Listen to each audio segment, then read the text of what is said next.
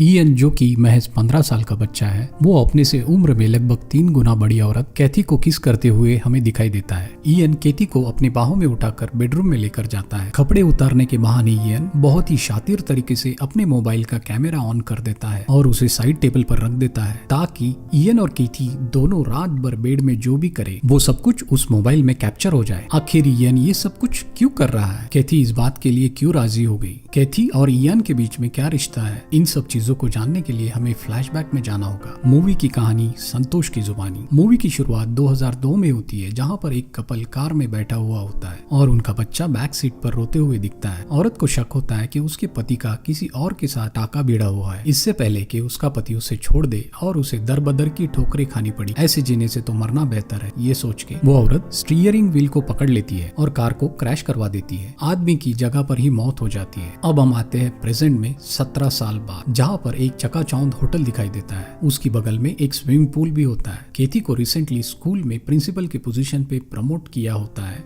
इस बात का जश्न मनाने के लिए कैथी अपने दोस्त स्टेसी और मेगन के साथ उसी होटल में ठहरी हुई दिखाई देती है। तीनों भी खूबसूरत ड्रेस पहनकर शराब पीती है। कैथी के डिवोर्स के बारे में गॉसिपिंग करती है। रूम का एसी नहीं चल रहा होता, इसलिए कंप्लेन करती है। एसी फिक्स करने के लिए 15 साल का जवान लड़का आता है जिसका नाम ईएन होता है। वो एसी को रिपेयर करके चला जाता है, लेकिन तीनों भी औरतें उस पर लट्टू हो जाती है। स्टेसी सोचती है कि ऐसा लड़का मुझे मिल जाए तो मैं उसके साथ पूरी रात बिताऊंगी। ड्रिंक्स के बाद कैथी को नींद नहीं आ रही होती है, इसीलिए वो स्विमिंग पूल के किनारे बैठे हुई होती है। तभी वहाँ पर ईएन आ जाता है और स्विमिंग पूल में डुबकी लगाता है। कैथी को भी वो स्विमिंग पूल में इनवाइट करता है, लेकिन कैथी उससे इनकार कर देती है। ईएन पानी के नीचे चला जाता है और काफी देर तक ऊपर नहीं आता, इसलिए कैथी को लगता है कि शायद वो डूब रहा है। कैथी ने उसके कॉलेज के जमाने में लाइफ गार्ड का जॉब किया था, इसीलिए वो ईएन को बचाने के लिए स्विमिंग पूल में जंप करती है। तभी ईएन पानी से बाहर आता है और उस पर हंसने लगता है। वो कहता है कि मुझे पानी के नीचे बैठने की तो आदत है। साथ ही साथ वो कैथी के नजदीक जाकर उसे कहता है कि तुम बहुत हॉट, तुमने मेरी जान बचाने की कोशिश की, इसलिए मैं तुम्हारा शुक्रिया अदा करना चाहता हूँ। क्यों ना हम तुम्हारे कमरे में जाकर एक एक ड्रिंक पी ले।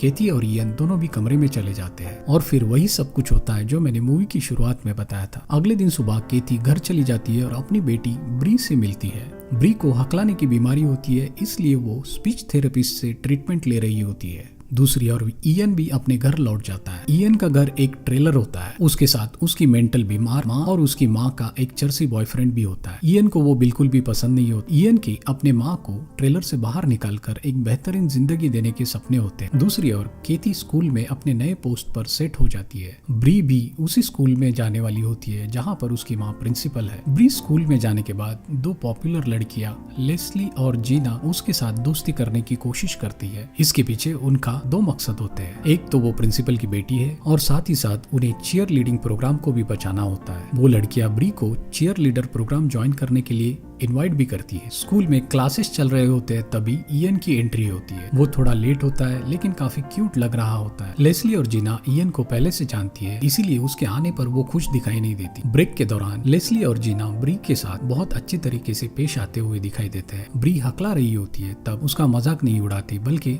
उसका सपोर्ट करती है, लेकिन लेस्ली का बॉयफ्रेंड उसका मजाक उड़ाता है। तभी ईएन वहाँ पर आ जाता है और इस बदसलूकी के लिए लेस्ली के बॉयफ्रेंड को धमकाता है। अब जीना ईएन से क्यों नाराज है इस बात का भी हमें पता चलता है। जीना और ईएन समर वेकेशन के दौरान एक पार्टी में मिले। जीना ने अपनी वर्जिनिटी ईएन के साथ लूज की थी, इसलिए जीना उसे सपनों का राजकुमार समझ बैठी थी, लेकिन ईएन के लिए सिर्फ वन नाइट स्टैंड। हमें यहाँ पर यह भी दिखाई देता है कि ईएन अब जीना में इंटरेस्टेड नहीं है, उसका सारा ध्यान ब्री की तरफ। कुछ दिनों बाद कैथी और ईएन का आमना सामना हो जाता है। कैथी को अब अपनी गलती का एहसास हो जाता है कि वो अपने स्टूडेंट के साथ सोई थी। ईएन कैथी को एक विलन वाली निगाह से देखता है। कैथी की सेक्रेटरी भी ईएन के खिलाफ उसके कान भरती है। वो कहती है कि इसका second year as a senior यहाँ पर है, वो एक बुरा लड़का है, उस पे असॉल्ट के चार्जेस भी लगे हैं। इससे पहले वाले स्कूल में उसने चेयर फेंका था, इसलिए वो प्रोबेशन सर्व कर रहा है। कैथी अब अपने ऑफिस में ईएन की फाइल पढ़ रही होती है, तभी उसका ध्यान खिड़की से बाहर जाता है। ईएन और ब्री उसे बात करते हुए दिखाई देते हैं, इसीलिए वो दौड़कर वहाँ चली जाती है। ब्री को वो जबरदस्ती अपने साथ लेकर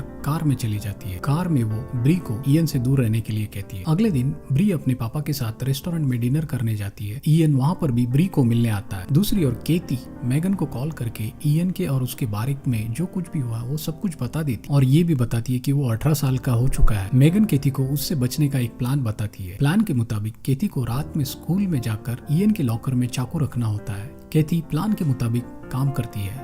अगले दिन सिक्योरिटी सारे लॉकर चेक करती है और उन्हें ईएन के लॉकर में चाकू मिल जाता है। सिक्योरिटी ईएन को क्लास के बीच में पकड़कर ले जाते हैं और उसे कैथी के कैबिन में छोड़ देते हैं। कैथी उससे कहती है कि तुम 18+ हो चुके हो, तुम्हारे अगेंस्ट क्रिमिनल चार्जेस लग सकते हैं। ईएन डरने के बजाय उससे कहता है कि गुस्से में तो तुम और भी ज्यादा सेक्सी दिखती हो। वो बताता है कि मैं तुम्हें सोशल मीडिया पर फॉलो करता था। लोग सोशल मीडिया पे अपनी पर्सनल लाइफ किस तरीके से शेयर करते हैं ये देखकर मैं सरप्राइज हो जाता था। आखिरकार वो कैथी को वो वाला वीडियो दिखाता है जिसमें दोनों भी सेक्स कर रहे होते हैं। ईएन अब कैथी को ब्लैकमेल करने की कोशिश करता है और उससे $50,000 की मांग करता है। कैथी उसे अपने केबिन से हकेल देती है और कोई भी डिमांड मानने से इनकार कर देती है। ईएन गुस्से में ट्रेलर में चला जाता है। वहाँ पर उसकी माँ का चर्सी बॉयफ्रेंड उसे गुस्सा दिला देता है। ईएन अपने गुस्से पे काबू नहीं कर पाता, इसीलिए वो उसके पेट में चाकू घोंप देता है। उसी वक्त जीना भी उसका पीछा करते हुए ट्रेलर में आ जाती है। जीना ईएन के प्यार में पूरी तरह डूब चुकी होती है, इसीलिए वो ईएन को कहती है तुम्हारी इस हरकत के बारे में मैं किसी को भी बताऊंगी नहीं। ईएन उस पे भी गुस्सा हो जाता। वो उसे बेसबॉल की बैट से डराता है, धमकाता है और उसे कार में बैठकर जाने के लिए कहता है। साथ ही साथ ये भी कहता है कि मेरी फैमिली के अलावा मेरे पास किसी और को देने के लिए टाइम नहीं है। उसके बाद वो फ्रस्ट्रेशन की वजह से फिर से वो घर के अंदर चला जाता है और वो चर्सी बंदे को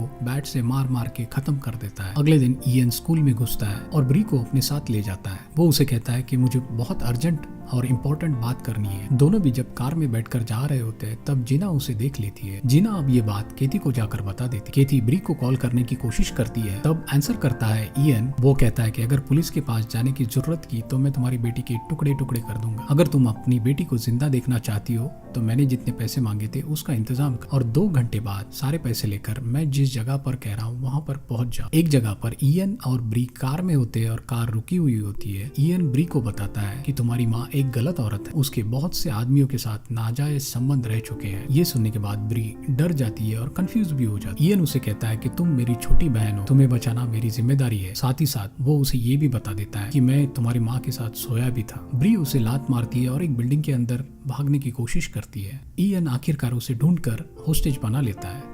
वहाँ पर कैथी पैसों का इंतजाम करके 2 घंटे बाद उसी जगह पर आ जाती है। कार में उसके साथ मेगन भी होती है। कैथी मेगन को कहती है कि अगर 10 मिनट में मैं ना आऊँ तो पुलिस को कॉल कर देना। ये कहकर वो उस बिल्डिंग के अंदर चली जाती। अब हमें ईएन, ब्री और कैथी तीनों भी एक साथ दिखाई देते हैं। कैथी ईएन को सारा पैसा दे देती है और अपनी बेटी को छोड़ने के लिए रिक्वेस्ट करती है। साथ ही साथ वो अपनी बेटी के सामने ईएन के साथ सेक्स किया हुआ चीज को भी इकरार कर लेती है। तब ईएन कहता है कि मेरे पापा तुम्हारी वजह से मरे।